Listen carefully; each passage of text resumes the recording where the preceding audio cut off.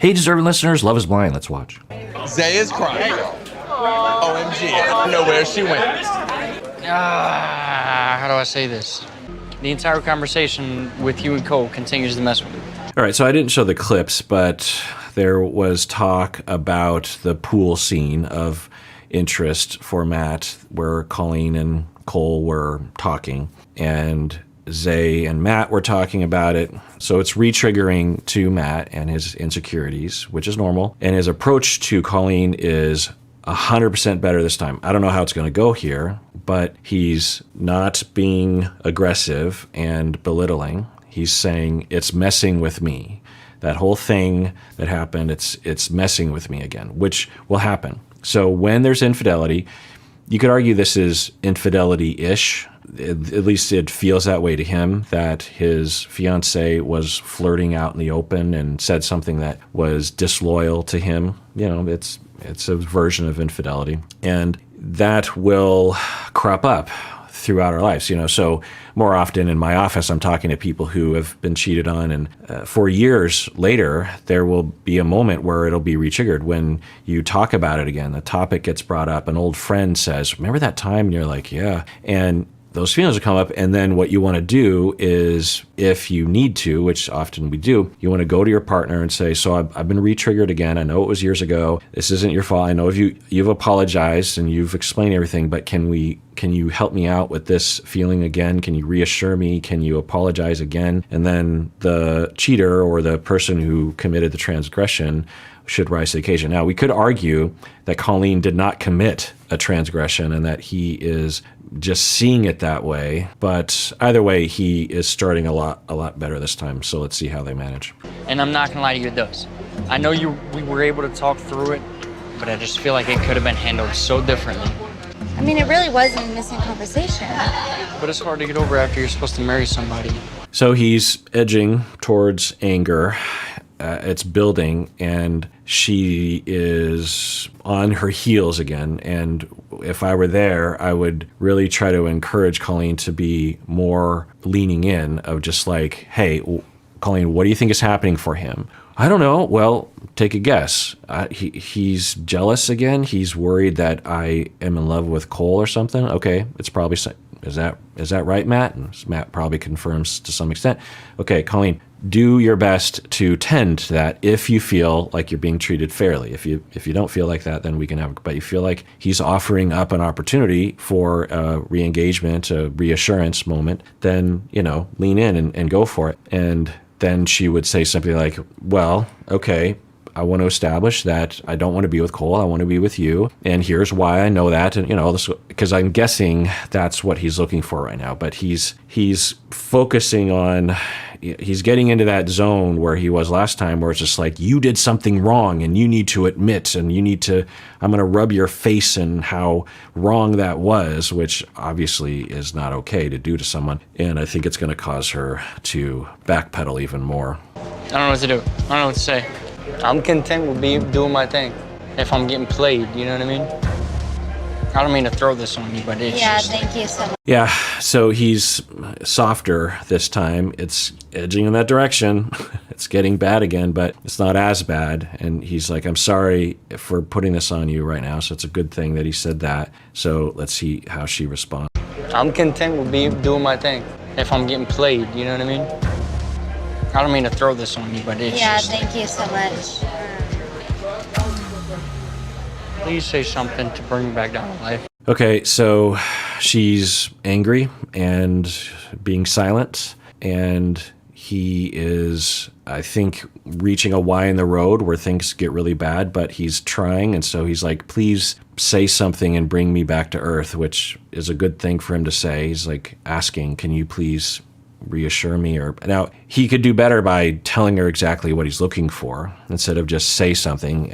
I don't know how aware he is of his needs, but I'm guessing it's like, "Could you please reassure me that you don't want to be with Cole and that you want to be with me?" And if she seems miffed that you're even bringing it up, "Yeah, I'm sorry. This is my issue. I have my traumas. We've already been over this, but I'm being triggered again. Not your fault." If you do that, if you approach someone with a non-accusation. You're like, look, this is not your fault. This is me. And you could really do me a favor by helping me out by doing that. You're going to get a much better response from someone, right? But if you accuse someone, they get defensive and they have to dodge that somehow or deal with it somehow.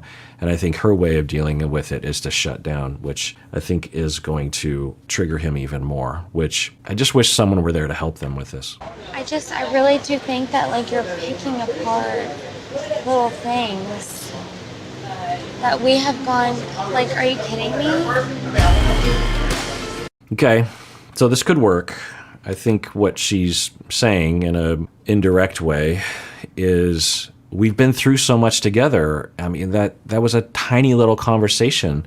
Now, she could be more specific, and she's not wrong. They've had a lot of time together and a lot of bonding and a lot of good moments and a lot of togetherness and closeness and talk and intimacy. And she's like, that one little thing that happened weeks ago where I'd had a 3.5-minute conversation with someone, like you're still picking on that? Now, that's normal. You could say Matt is weird, but he can't really do anything about his triggers and his emotions. He could take responsibility for that and not blame her the way that he does. He's doing better this time. But so maybe what she's saying right now will be received by him of like, oh yeah, that's right. We've had all these great moments, and yeah, maybe I am really focusing on this tiny moment. But if I were there, one, I would help Matt to not be aggressive, and two, I would help her to be more explicit. She had this issue last time. Her way of trying to deal with it is in this really kind of narrow band of defensiveness, which I think is part of the overall approach that I would think might help Matt. But I think she could do additional things of just like, yeah, I'm sorry that I could see how it looked flirty, but believe me, that's not what I was intending. I could see how it would perturb you and worry you, but believe me, I get it now, and I don't want to do that again. I don't think I did anything horrible, but I could see how it would come across that way, and I'm sorry, and I don't know what to tell you. Like something along those lines, right? You don't have to say, oh my God, I'm a terrible person, I'm so sorry. You can say something along those lines. You're just like, look, I don't think I did anything wrong, but knowing what I know about you and your interpretation of it, I could see that. And yeah, I'm sorry. I'm sorry that I did that. And I'll try not to do that again. And let me reassure you again that I don't want to be with him. I want to be with you. Like, she could say something along those lines. Now, people could argue that he doesn't deserve that because of the way he treats her, but when we get into that kind of thinking about who deserves and, what you're willing to give because you haven't got, when you're in that kind of mindset of sort of tit for tat, or you're keeping a ledger of like, well, I gave in last time, and so you need to give in. We're kind of in another very dysfunctional zone. When things are working well, everyone just gives to each other and it works out and things are moving well. But as soon as you start thinking like, well, I'm not going to give because they gave, I give too much. Now, sometimes it is what it is. You are giving 90% and you're getting nothing, and it hurts too much to give. So, yeah. But I don't know if they have that much of a history for that to be necessarily true yet. But anyway, so let's see how this goes. Like, are you kidding me? Are you kidding me? I poured my heart and soul out to you yesterday, and you're going to do this to me? Okay, so she has every right to say that. And we weren't there for all those times, I think, unless it just happened yesterday. I don't know. They don't really tell us the time span. But no, it couldn't have been yesterday because that was during the honeymoon when the original thing happened. But anyway, so she has every right to be this way. She could do better. They both could by elaborating more. He could elaborate more of just like, here's how it's making me feel. I know it's not your fault. These kinds of things. She could elaborate more by saying, well, I'm feeling attacked right now, which I don't appreciate, particularly because I've put so much effort into trying to make you feel like I love you. And one little thing, that can happen. So hopefully he'll read between the lines and receive this as just like, oh yeah, you're right. So let's see what happens. What are y'all getting? All right, so I guess we didn't see the rest of that conversation, and she is being quiet, he's being quiet. I think he's waiting for her to say something that will reassure him, passively wanting that. He hasn't asked for that directly. If he were more explicit, I think, if he says something like what I was saying, look, I'm not accusing you of anything. This is all me, so I don't want you to feel bad about anything. This is me. Could you help me out by reassuring me? Something like that. But because she feels frequently attacked, and maybe because of how bad it was that first time, she afterwards said, if this ever happens again, I'm drawing a boundary, because this is some serious bullcrap. So this doesn't bode well for their relationship. I'm literally across the f***ing pool. Why even entertain the fact that you're a cute guy and if you want to buy me a drink, whatever happens, then why entertain it? First of all, where my... I would have felt the exact same way that you feel. All right, so this is starting out well. He is saying, why would you do that to me? What's wrong with you? And he says, first of all, I'd feel the same way if I were you. So it's a good start. Maybe he will apologize. Cole will apologize. That makes perfect sense. Right. I said what I said to Colleen, but I wasn't hitting on her. She and I were talking very plainly, and I know that she had zero feelings for me. She was simply just... Another good thing to say, hey, she wasn't hitting on me at all, so you have nothing to worry about. Another good thing to say for sure. She had asked, how are you and Zenab doing? And I was like, Zenab is not exactly the exact type of girl I've dated in the past. Right. And then Colleen was like, what is your type? And me being... And you would say, you're more my type. I said, you're probably more my type. Which I'm problem with. And then in return, she kind of said, you're a cute guy. Yeah. Actually, this might help Matt. I think Colleen and Zay are done, and I think Matt and Colleen are on the rocks, but this could help Matt. Interestingly, that he's going to Cole, and Cole is being actually helpful for Matt's insecurity, to hear the way it went down and to get what Cole received, meaning that Cole was like, look, she wasn't hitting on me at all. That was not the vibe. So maybe this will help Matt to feel more secure. I don't know. A drink in a bar, whatever happens, happens. She didn't say whatever happens, happens. Gotcha. So I don't want you to think that she was like hitting on me at all. Yeah. Because she was. I left that conversation and I was more so like, crap. Like, why did I ever open that door? Okay, yeah, I think for Cole, and I've been saying this from the beginning, there's nothing wrong with Cole being like, wow, I was really into Colleen and Zay. I don't know which one. I see pros and cons. I don't know what to do. There's nothing wrong with that. That'll happen. It's natural on a show like this because they don't give much time to vet people. But what do you do with that, right? There's also nothing wrong with Matt being jealous and concerned and worried and hurt, but what do you do with that? So this conversation seems to be going pretty well so far. There wasn't any like, do you think this can work? Yeah. Oh my gosh, I think we made the wrong decision. There was zero of that. I was definitely the one initiating it. Colleen simply was like almost like appeasing me, like, oh yeah, no, I think you're... Well, that will really help Matt, because that was what Colleen was saying. She, I don't know if she said this directly, but it did kind of look that way, or at least that's the way I was interpreting what she was saying. Look, I didn't know what to do in that situation. So Cole is being more elaborate, at least on camera, in terms of what that was. He's saying, I think she was just kind of appeasing me by saying I was cute. I don't think she wanted to say that per se, because I was saying that she was more my type, and so she was just reciprocating. That's good of Cole to say and to recognize, right? Cole has a lot of reasons to not believe that to be true. He's basically making himself out to be the bad guy, or at least the guy that is pining after someone who's not pining after him. So that's a good strength to exhibit, and I think this will help Matt. She was like being nice about it. So let me ask you a question man to man. Do you think I should have any reservations? No. Are you kidding me? So if you were in my situation, would you trust her? Yes. And dude, she was 100% head over heels. She's like madly in love with you. I appreciate your honesty. So you can see the smile on Matt. That's pretty helpful to him. I'm guessing Cole, if he were to be truly honest, he often says, I'm a very honest person, but I can't imagine anyone seeing the situation being like, you should have no reservations. I mean, Colleen was totally into Cole, then totally into Brennan, and they both dumped her. So, you know, Matt would be this third choice. Does that mean that her love for him is bad or something? No, of course not. As I said at the time, all of us, when we enter into a relationship, unless we met when we were 13 or something, have had previous relationships, some of which we were the ones being dumped, right? So whenever you enter into a relationship with someone has dumped them. Does that mean that you are second or third or fourth choice? No, I don't think anyone sees it that way. On this show, it is condensed, so you witness those dumpings happen.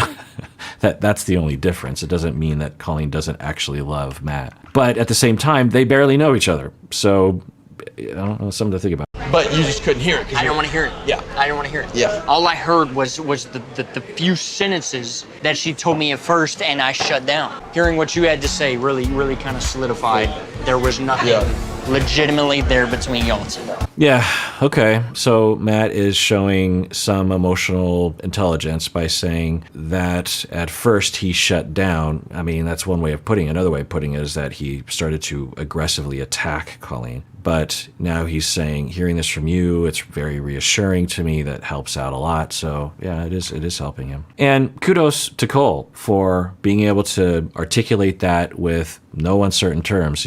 Everything he was saying was well articulated, believable, convincing to Matt, helpful. It makes Cole out to be the chump in that situation. So we don't usually see that on the show, right?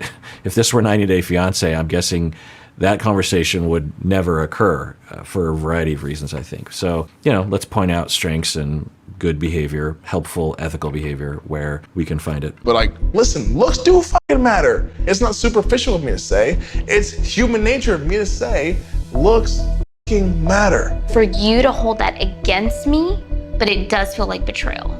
Stick to your type. See where that gets you. Has it gotten you anywhere up to this point? Yeah, that's what I was saying. I mean, that's what he was saying, that up until this point, he's been using a certain criteria set to choose a partner, and it's never worked out. He explicitly said, I usually go for a particular kind of look, and I don't want to do that this time. And then he really connects with Nancy, and he's now saying, well, looks matter. Fucking hard. Just what next is coming that I'm going to have to get through 2 more weeks of this to get to the wedding?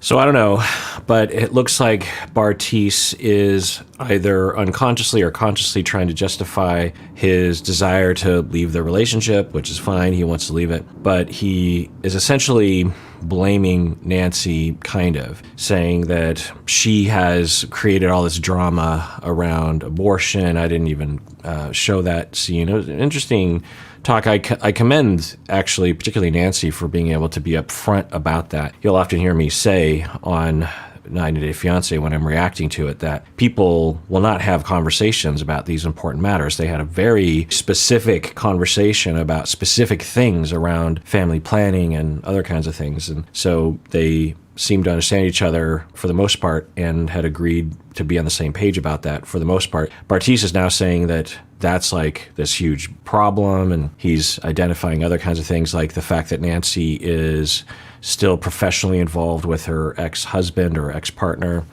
And so Bartise is bringing that up. And I don't know. I think Bartise is just looking for an excuse to break up or something. That's the way it looks to me. Oh, you're on speaker now. You're on speaker. Nancy, Yes, I'm here. Hello? where the fuck is Colleen? I think they went to the candle room. Jesus Yeah, I know where fuck. they went. They went to the fucking club because the club is more important than coming back home to her boy. Okay, so in the middle of their conversation, Bartise answers the phone, which is kind of an issue. And I think it's Matt reporting that Colleen is out on the town. Is that what we're hearing? Jesus Christ. Time out. I am packing my bags now. No. Stop packing your bags. Yeah, that definitely sounds like Matt's voice. So he's saying that he's done and he's going to leave now. Okay. Yeah, well, we don't know what happened. We don't know what Colleen is doing. What did you tell her? I told her I was going back to the apartment, and she said she was gonna meet me here. Okay. And instead of coming back with me, she went to the fucking club. Yeah. Bro, how would you not? You would. Well, I don't know if I would say it's rational to break up at that point. If you wanted to, certainly he could. But Matt's like, what else what am I supposed to do? I mean, you don't know. Maybe Colleen is stressed about all of the stuff that Matt has been bringing up. She's upset. She wants to blow off some steam, and she is hanging out with her friends and having a drink. innocently, right? I think there's this tendency on these shows to equate going to the club to mean that you're going to hook up with other people or something. And certainly there are a lot of people that go to clubs that don't hook up and don't intend on hooking up. So, yeah. But at the same time, if you're Colleen and you're serious about Matt as a partner that you spend the rest of your life with, you think you would tell him, by the way, I'm going to the club. Sorry, but I just need to blow off some steam. Or is that all right with you or something like that? I'd be pissed off too, honestly, yeah. But I'm trying to say, like, this is not the end of it. Like, we don't have to pack the bags and get out of here. Tell me how to stay. Tell me how to stay, because I'm out. You've been looking for a fucking problem the whole time here, dude. Maybe I have. You've been looking for a problem. No, y'all have But where is she now? Y'all have had no problems, dude. Why is she I'm not jealous doing of where you are, bro. Yeah, that makes sense. Bartiz is like, I'm jealous because you guys have a real relationship and you actually really love her and are into her. I'm really struggling with Nancy regarding my motivation. So you have something special, don't throw it away, is what Bartiz is saying. You have had no problems with Colleen, the girl that you fucking love, a girl that you found attractive at the day that you fucking were revealed to her, okay? I would pay money to be in the situation you're in, okay? Have a conversation with her tomorrow, and it's gonna be great. So it's interesting the advice that they will give and receive among the, because they bond while they're in the pods. The guys bond and the women bond. And they often will give pretty good advice in contrast to 90 Day Fiancé. Because if this was 90 Day Fiancé, it'd be like, yeah, she's trying to scam you and you need to leave. She's a psychopath. But on the show, they're often supportive and helpful. And I think that is good advice to him. Now, if he wants to leave, he can leave. But both y'all kind of wrong, both y'all kind of right. And that's the beauty of this whole thing, right? You guys are gonna love each other no matter what happens tomorrow. Dude, I wanna be in your situation. But is that connection really real? I don't want to be with a girl that's going to be out till fucking 2 o'clock in the morning. yeah, well, his question, is the connection real? I think that is a valid question. But this is a perspective that he has about, like, I don't want to be with a woman who's out till 2 a.m. And I think this is tapping into a sensitivity of his. Well, what if he did this? What if he went out to the clubs with the guys as a way of blowing off steam? Would that mean that he's a horrible person or that he doesn't love his partner? We don't know where Colleen is. She could be done. She could be cheating, but I would imagine not. And if I was to take a guess, I would say that Colleen is upset and has a hard time communicating about that and probably has a pattern of avoiding by hanging out with friends and drinking. And this is her way, right? This is a consistent pattern that we've seen of avoidance. And she explicitly was telling Cole, I don't like being vulnerable. I don't like going to deep feelings. I don't like having emotion. I like to keep things fun. So I think she ran into a scenario with Matt around him being jealous and attacking her, and she didn't know what to do. And so this is her way of coping. She's not like that normally, dude. How do I know what she's like? How do I know what she's like? Have you not figured it out yet? Honestly, I've only fucking seen her for a week and a half outside of the fairy tale fucking land. Yeah, absolutely. Matt's being rational, real, honest, totally understand where he's coming from. He has no idea. So, yeah, I completely agree, Matt. You have no idea who this person is. Absolutely. This shit right here, dude, this is the real world right here. At 2:30 in the morning and she's nowhere to be found. What is she doing right now? It's not somebody I want to give my life to, man. It's not. It's not. Right now, there's no fucking way I can marry this woman. Oh, so it's 2:30 in the morning now. That's interesting. I think my position still stands. He can break up. He can see it how he wants to see it, for sure. But I think he might be over-interpreting prematurely, as Bartiz would agree. Now, maybe Matt is interpreting this correctly, that Colleen is done or is cheating or something. It could be. But if he is trying to get this relationship off the ground, Matt, then I think it's a little hasty to assume things. All right, well, let's adjourn there, and I'll pick it up next time with the rest of the show, wherever we're at in this.